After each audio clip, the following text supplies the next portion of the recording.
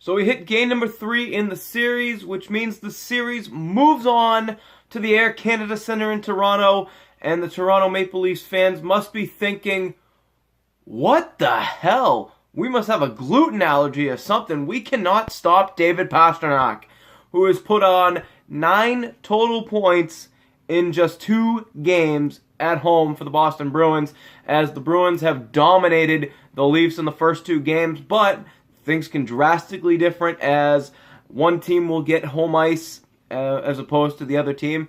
We're in the Air Canada Centre, and it looks like, according to the lineups, that the Maple Leafs will go with Thomas Plekanec going up against Patrice Bergeron, a matchup which has worked relatively favorably for the Montreal Canadiens over the years. Maybe it'll work for the Toronto Maple Leafs. Who knows? Find out on the Bruins Recap Show.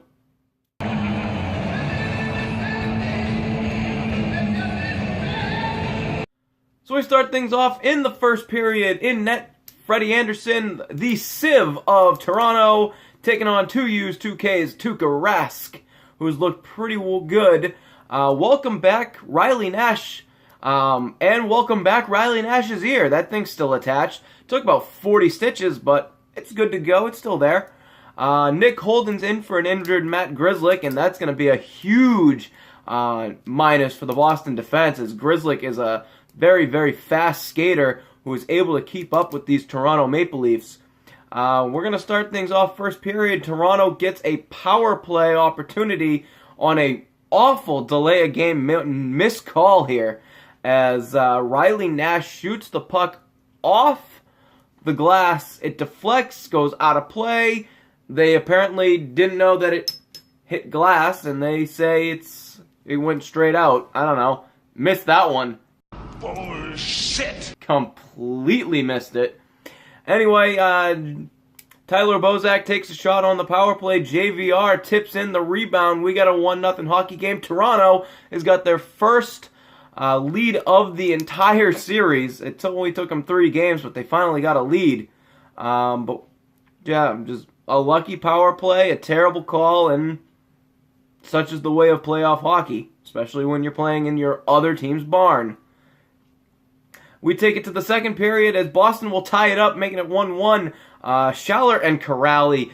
That fourth line alone, Schaller, Kuraly, Achari, the worker bees as they're known as, the dominating fourth line. They were probably the best line for Boston all night.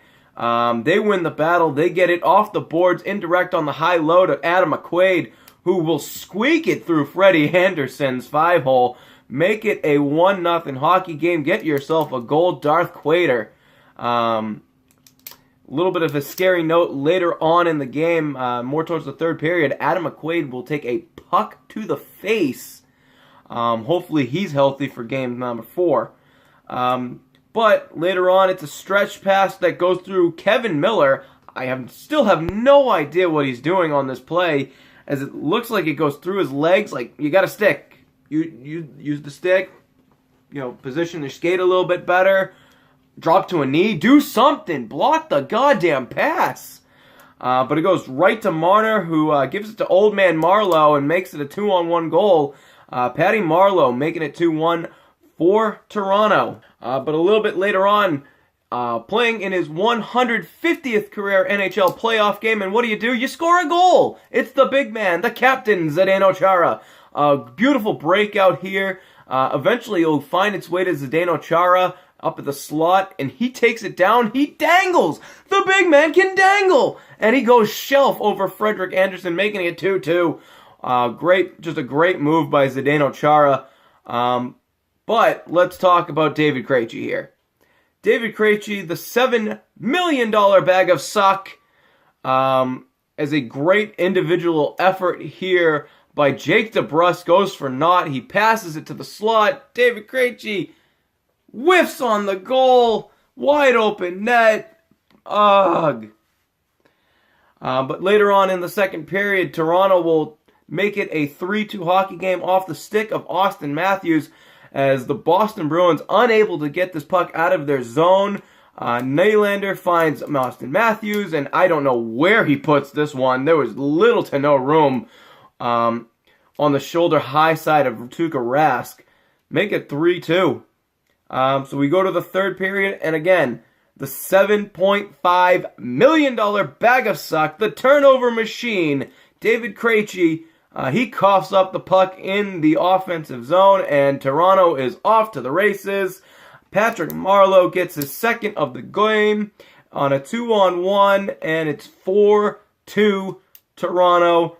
Boston will pull the goaltender, but it's all for naught as Frederik Andersen is playing like 2011 Tim Thomas out there on a David Pastrnak shot. He just gets the stick out and baps it out of midair. Like, are you kidding me right now? Where was this goalie a couple of days ago?